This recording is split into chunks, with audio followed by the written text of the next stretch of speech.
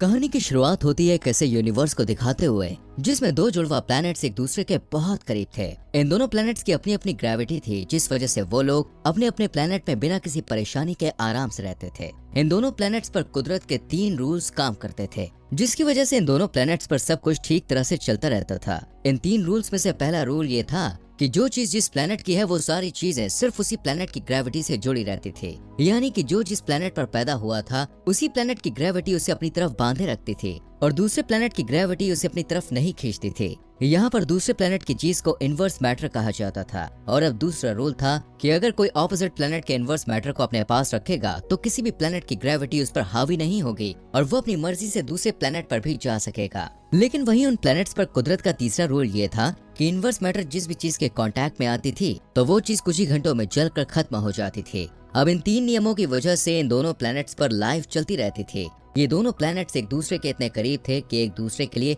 Opposite planet आसमान जैसा दिखता था। लेकिन इन दोनों प्लैनेट्स पर जो लोग रहते थे उनकी लाइफस्टाइल में बहुत बड़ा फर्क था। ऊपर के प्लैनेट पर राइज और हाई क्लास वाले लोग रहते थे जिनकी टेक्नोलॉजी बहुत ही एडवांस थी, जबकि नीचे वाले प्लैनेट में सिर्फ गरीब और लाचार लोग ही रहते थे। अपर वर्ल्ड वाले लोअर वर्ल्ड में पाए जाने वाली चीजों को अपने फायदे के लिए इस्तेमाल करते थे। यहाँ एक बहुत ही ऊंची बिल्डिंग उन दोनों वर्ल्ड्स को आपस में जोड़े रखती थी। वो बिल्डिंग ट्रांसवर्ल्ड नाम की एक कंपनी की थी। इस कंपनी में 2 वर्ल्ड के लोग काम करते थे और काम के लिए एक दूसरे से बातचीत भी कर सकते थे। इस बिल्डिंग में रईसों के लिए दूसरी दुनिया का मजा लेने की सुविधाएं भी थी। लेकिन इस बिल्डिंग के बाहर दोनों प्लैनेट्स के लोगों को एक दूसरे से बातचीत करना या मिलना जुलना मना था और अगर कोई ऐसा करता तो उसे कानूनन सजा दी जाती थी। इसके बाद हमें लोअर वर्ल्ड के एक अनाथालय में एडम नाम का एक अनाथ बच्चा लड़का दिखाया जाता है जो उसी अनाथालय में रहता था, जिसके माँ बाप ट्रांसवर्ल्ड की फैक्ट्री में हुए एक धमाके में गुजर चुके थे। उस एक्सप्लोजन ने लगभग आधे शहर को बर्बाद कर दिया था। उनके बाद एडम की मौसेरी दादी बेकी ही उसकी इकलौती रिलेटिव बची थी। एडम हर वीकेंड पर उड़ता हुआ पैनकेक खाने के लिए उनके घर जाया करता था। उन उड़ते हुए पैनकेक का राज एक बुक में छिपा हुआ था जो विरासत में एक दिन एडम को मिलने वाली थी। दरअसल बेकी उन पैनकेक्स में सेज नाम के एक माउंटेन में पाई जाने वाली पिंक मधुमक्खियों के पोलेंस यूज किया करती थी। एक दिन बेकी एडम को पोलन इकट्ठा करने के लिए माउंटेन में भेजती है और वो माउंटेन में बहुत ऊंचाई पर पहुंच जाता है जहां उसके हाथ दूसरी दुनिया के रेन को टच करने लगते हैं। फिर एडम अपने टॉय प्लेन को आसमान की तरफ उछालता है तो उसका प्लेन अपर वर्ल्ड में जा गिरता है जहां ईडन नाम की क्यूट लड़की उसे उठा लेती है और तुरंत उन दोनों की दोस्ती हो जाती है। उस दिन से वो दोनों उसी जगह पर रोज मिलने लगते हैं। जब वो दोनों टीनेजर हो जाते हैं तब उनकी दोस्ती प्यार में बदल जाती है। एडन हमेशा एक रस्सी की हेल्प से ईडन को खींचकर अपने वर्ल्ड में ले आया करता था और इस तरह वो दोनों एक दूसरे को किस एंड हग करते और अपने अपने घर से लाए हुए खाने को एक दूसरे के साथ शेयर भी करते। एक दिन एडम ईडन को जंगल में टहलने के लिए ले जाता है कि तभी गार्ड्स का एक ग्रुप उन्हें देख लेता है और उन पर फायर करना शुरू कर देता है। एडम भागकर माउंटेन टॉप पर जाता है और सावधानी के साथ रस्सी के सहारे ईडन को वापस भेजने की कोशिश करता है, लेकिन उसके हाथ में गोली लगने से रस्सी उसके हाथ से छूट जाती है और ईडन अपनी दुनिया की जमीन पर गिर जाती है जिससे उसके सिर पे चोट आ जाती है। ये देखकर एडम दुख से रोने लगता है। फिर जब कुछ देर के बाद वो अपने घर जाता है तो देखता है कि उसकी दादी बेकी को अरेस्ट कर लिया गया है और उसके घर को जला दिया गया है। वहाँ सीन शिफ्ट होता है और 10 साल के बाद एडम को एक मैकेनिक शॉप में काम करते हुए दिखाया जाता है जहाँ वो और उसका एक अनाथ दोस्त पब्लो अपने बॉस एल्बर्ट की निगरानी में काम करता है। काम के बाद जब भी फुर्सत मिलती है तो वो स्किन को टाइट करने के लिए पिंक बी पोलेंस से एक एंटी ग्रेविटी फार्मूला यानी ग्रेविटी के असर को खत्म करने वाला फार्मूला बनाने की कोशिश करता है, लेकिन इसका असर दोस्तों कुछ सेकंड्स तक ही रहता है क्योंकि उसे इस फार्मूला को बनाने के लिए जिन चीजों की जरूरत थी वो अपर वर्ल्ड में मिलती थी। एक दिन दोपहर के वक्त जब वो टीवी देख रहा होता है तो वो देखता है कि ईडन जिंदा है और ट्रांसवर्ल्ड में काम करती है। तब वो ईडन से मिलने के लिए ट्रांसवर्ल्ड में काम करने का फैसला करता है। अपने एंटी ग्रेविटी फार्मूला के एक्सपेरिमेंट को दिखाकर वो जॉब हासिल कर लेता है, पर उसे अपर वर्ल्ड वालों के साथ काम के अलावा और किसी तरह की बातचीत या मिलना जुलना अलाउड नहीं था और उसे ये भी बताया जाता है कि रिसर्च के लिए दी गई इनवर्स मैटर को चुराने पर उसे सख्त सजा भी मिल सकती है। जब एडम एल्बर्ट को ये सब बताता है तो वो एडम पर बहुत गुस्सा होता है और उसे धोखेबाज बताते हुए कहता है कि वो उस कंपनी के साथ काम करना चाहता है जिसने उनके परिवार को छीनने के साथ साथ उनके शहर को भी बर्बाद कर दिया है। इस पर एडम कहता है कि वो ट्रांसवर्ल्ड का फैन नहीं है, पर एक अच्छी लाइफ जीने के लिए उसके पास यही एक मौका है। इसके बाद दोनों गले लगकर एक दूसरे से विदा लेते हैं। इस बीच अपनी खोई हुई याददाश्त को वापस पाने के लिए ईडन एक ऐसे ग्रुप से मिलने जाती है जो उसकी हेल्प करते हैं। दरअसल ईडन को बचपन में माउंटेन से गिरने की वजह से सिर पे चोट लग गई थी जिसकी वजह से उसकी याददाश्त चली गई थी, इसलिए वो उस सपोर्ट ग्रुप के पास गई थी। उधर काम के पहले दिन एडम को इनवर्स मैटर का पहला बैच दिया जाता है जिसे वो संभाल कर फ्रिज में रख देता है और अपर वर्ल्ड में काम करने वाले एक एम्प्लॉय बॉब के साथ उसकी दोस्ती भी हो जाती है, जो उसे स्मोकिंग रूम में बुलाता है क्योंकि वहाँ उन्हें कोई भी नहीं देख सकता था। बॉब को स्टैंप इकट्ठा करने का शौक था, इसलिए वो एडम को लोअर वर्ल्ड से स्टैंप्स लाकर देने के लिए कहता है। इसके बदले में वो एडम को ईडन से मिलाने का वादा करता है। एडम उनकी बात मान लेता है। दिन गुजरने लगते हैं और एडम अपने एंटी ग्रेविटी फार्मूला को बनाने में जी जान से जुट जाता है। वो रोज थोड़ा थोड़ा इन्वर्स मैटर चुरा कर एक सूटकेस में छुपा दिया करता है। इसके साथ ही वो अपने डेस्क के नीचे एक खास तरह के फूल को भी उगाने की कोशिश करता है। फिर एक दिन जब एडम बॉब को ढेर सारे स्टैम्प्स लाकर देता है तो बॉब बहुत खुश हो जाता है और वादे के मुताबिक उसे न सिर्फ ईडन का फोन नंबर देता है बल्कि ईडन से मुलाकात करने के लिए उसे कुछ अच्छे कपड़े भी गिफ्ट करता है। इस बीच एडम डॉग के ऊपर अपनी क्रीम का एक्सपेरिमेंट करता है जो कि कामयाब हो जाता है। अब उसे इंसानों पर भी एक्सपेरिमेंट करने की इजाजत मिल जाती है। इस कामयाबी के बाद एडम काम करने के बहाने देर रात तक ऑफिस में बैठा रहता है और जब सब लोग ऑफिस से चले जाते हैं तो वो बॉब के फोन से ईडन को कॉल लगाकर कहता है कि वो बॉब बोल रहा है और उससे किसी काम के सिलसिले में मिलना चाहता है। फिर शाम को वो पाब्लो और एल्बर्ट से अपने लिए एक खास सूट तैयार करने को कहता है जिसमें वो इन्वर्स मैटर को छुपाकर ईडन से मिलने जाना चाहता था ताकि वो उसे अपर वर्ल्ड का समझे। पाब्लो को एडम का प्लान समझ में नहीं आता। वो कहता है कि अगर ईडन उसे मिल भी गई तो भी वहाँ का कानून उन्हें एक नहीं होने देगा, पर एडम को उस बात की बिल्कुल भी परवाह नहीं थी। अगले दिन एडम मेंटेनेंस रूम में जाकर कपड़े चेंज करता है और जैसे ही वो अपने कपड़ों में इन्वर्स मैटर छुपाता है उसकी ग्रेविटी चेंज हो जाती है, यानी अब वो अपर वर्ल्ड में आराम से जा सकता था। वो निकलने ही वाला होता है कि कुछ आवाज सुनकर एक गार्ड वहाँ आ जाता है और एडम जल्दी से लिफ्ट में घुस जाता है। पर ईडन से मिलने के बाद उसका सारा जोश ठंडा पड़ जाता है क्योंकि याददाश्त खोने की वजह से ईडन उसे पहचान नहीं पाती है। उसकी सेक्रेटरी एडम को बताती है कि बचपन में लगी चोट की वजह से ईडन की याददाश्त चली गई है, इसलिए वो किसी को नहीं पहचानती है।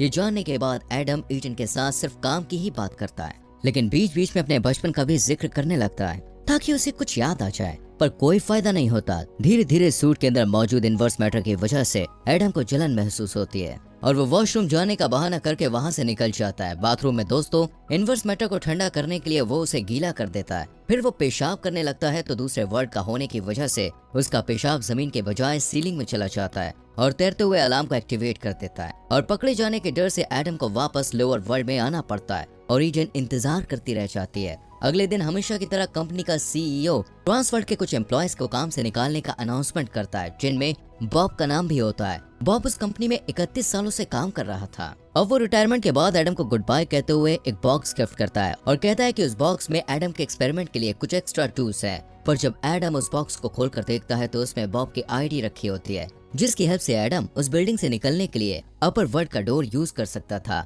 बॉब के जाने के बाद एडम फिर से ईडन को फोन करके डेट पर चलने के लिए कहता है। इन्वर्स मैटर वाला सूट पहनकर और बॉब और आईडी को यूज करके एडम पहली बार अपर वर्ल्ड के डोर से उस बिल्डिंग से बाहर निकलता है। वो अपर वर्ल्ड और वहाँ की टेक्नोलॉजी को देखकर बिल्कुल हैरान रह जाता है। वो ईडन से एक रेस्टोरेंट में मिलता है और उससे पूछता है कि वो उसे कैसे भूल सकती है। इस पर ईडन अपनी याददाश्त को लेकर अपसेट हो जाती है और फिर एडम उसे नॉर्मल करने के लिए टॉपिक चेंज कर देता है और वो दोनों बातें करते हुए साथ में खाना खाते हैं। थोड़ी देर में इन्वर्स की वजह से एडम के जूते जलने लगते हैं तो वो ईडन से फिर से मिलने का वादा करके वहाँ से निकल जाता है और पास ही एक नदी में कूद जाता है। वो अपनी सारी चीजें निकाल कर फेंक देता है जिससे उसका वेट कम हो जाता है और वो आसानी से अपने वर्ल्ड की ग्रेविटी से खिंचकर अपनी दुनिया की नदी में पहुंच जाता है। उस रात ईडन को सपने में माउंटेन टॉप में हुई मीटिंग की हल्की सी झलक मिलती है और एडम की आवाज भी सुनाई देती है। अगले दिन एडम कंपनी में इंसानों के ऊपर अपनी बनाई हुई क्रीम का प्रेजेंटेशन दे रहा था कि तभी ईडन वहां आकर उससे पूछती है कि क्या वो सचमुच बॉब है। एडम के सारे बॉस वहां मौजूद होते हैं इसलिए वो झूठ नहीं बोल पाता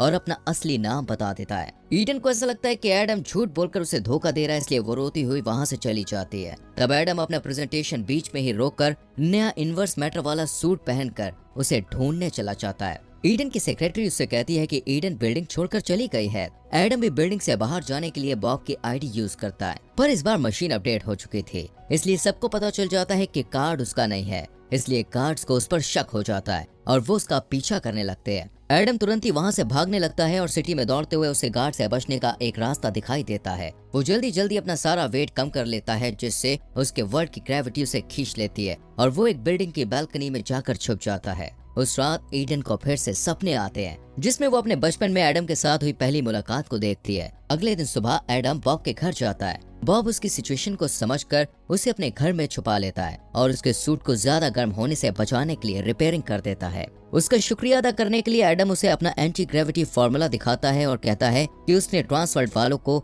उसमें यूज की गई चीजों के बारे में नहीं बताया ताकि कोई उसके फॉर्मूला को चुरा न ले। उधर ट्रांसवर्ल्ड वालों को भी उसके फॉर्मूले की खबर हो जाती है, इसलिए कंपनी का मालिक अपने गार्ड्स को ऑर्डर देता है कि वो पुलिस से पहले एडम को ढूंढकर उसके पास ले आए। थोड़ी देर बाद एडम उसी रेस्टोरेंट में जाता है जहाँ वो ईडन से पहली बार मिला था। वहाँ ईडन को अपने लिए इंतजार करता देख वो बहुत खुश होता है। ईडन उसे बताती है कि उसे सब कुछ याद आ गया है। फिर दोनों एक दूसरे को किस करते हैं, पर तभी एडम को ढूंढते हुए पुलिस वहाँ पहुँच जाती है और एडम को खिड़की से बाहर भागना पड़ता है। एक बार फिर से अपना वजन कम करके वापस अपनी दुनिया में उसे जाना पड़ता है। टीवी पर रिपोर्टर्स लोअर वर्ल्ड के ठगी की कहानी दिखाते हैं और इसी बीच एडम माउंटेन टॉप पर पहुँच जाता है। दूसरी तरफ अपर वर्ल्ड में ईडन भी यही करती है। दोनों फिर से मिलते हैं और एडम इनवर्स मैटर के साथ जंप करके अपर वर्ल्ड में पहुंच जाता है और दोनों इंटीमेसी में बिजी हो जाते हैं और दोनों की उनकी ग्रेविटी इकट्ठा होने के कारण वो हवा में तैरने लगते हैं। थोड़ी देर में गार्ड्स उन्हें देख लेते हैं और उनका पीछा करने लगते हैं और उनसे बचने के लिए वो दोनों जंगल में भागने लगते हैं।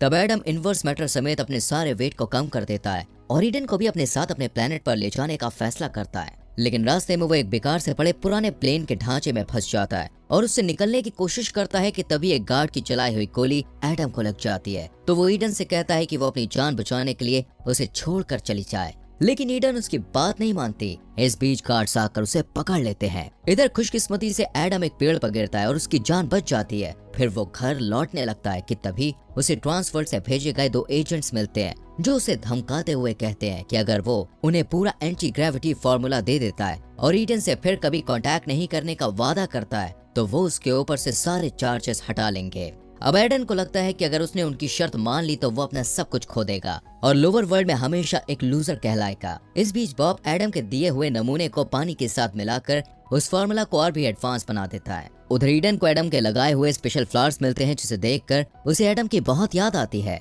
और वो बॉब से मदद मांगने के लिए जाती है। अगले दिन एडम एल्बर्ट के साथ उसके ऑफिस में काम करता हुआ दिखाई देता है जहां बॉब उससे मिलने के लिए आता है। उसे देखकर एडम बिल्कुल हैरान रह जाता है कि बॉब उसकी दुनिया में बिना इनवर्स मैटर के कैसे आया। बॉब उसे बताता है कि ये कमाल उसके एंटी ग्रेविटी फॉर्मूले का है जिसे उसने खुद पर इस्तेमाल किया है, जिसकी वजह से उस पर किसी भी दुनिया की ग्रेविटी का कोई असर नहीं होता है और वो आसानी से दोनों जगह जा सकता है। उस फॉर्मूले में उसने पानी का इस्तेमाल करके उसे और भी स्ट्रांग बना दिया था। फिर बॉब कहता है कि उसने ट्रांसवर्ल्ड वालों से पहले ही उस फॉर्मूले को एल्बर्ट की शॉप के नाम पर पेटेंट करा दिया था, जिसके लिए उसने अपने सारे स्टैम्प्स बेचकर पैसे इकट्ठे किए थे। अब उनका फ्यूचर सिक्योर था। फिर बॉब उसे बताता है कि उसकी गर्लफ्रेंड बाहर उसका इंतजार कर रही है। ये सुनकर एडम अच्छे कपड़े पहनकर ईडन से मिलने चला जाता है, जो कि बॉब और उस अपडेटेड फॉर्मूला की बदौलत लोअर वर्ल्ड में थी और परमानेंटली यहाँ रह सकती थी। ईडन एडम से मिलकर बहुत खुश होती है और उसे खुशखबरी भी देती है कि वो जुड़वा बच्चों की माँ बनने वाली है। अपनी फैमिली शुरू करने की बात से दोनों बहुत खुश होते हैं। उस फॉर्मूले की वजह से एल्बर्ट का बिजनेस खूब चलने लगता है और उनके यहाँ पहला ऐसा बच्चा पैदा होता है जो दोनों वर्ल्ड में आराम से रह सकता है। धीरे धीरे सोसाइटी चेंज होने लगती है और दोनों प्लेनेट क्लास और टेक्नोलॉजी के मामले में इक्वल हो जाते हैं। दोस्तों, उम्मीद करते हैं ये मूवी एक्सप्लेनेशन आपको अच्छी लगी होगी। वीडियो